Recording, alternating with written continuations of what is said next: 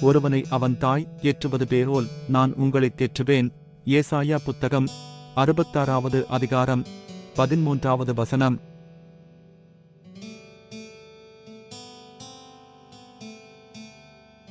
ஒருவனை அவன் தாய் தேற்றுவது பேரோல் நான் உங்களைத் தேற்றுவேன். ஏசாயா புத்தகம் 66வது அதிகாரம் 13வது வசனம்.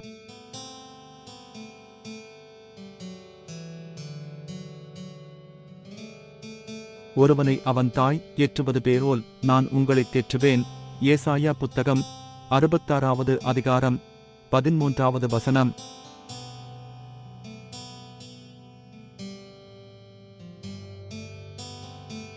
ஒருவனை அவன் தாய் தேற்றுவது பேரோல் நான் உங்களைத் தேற்றுவேன்.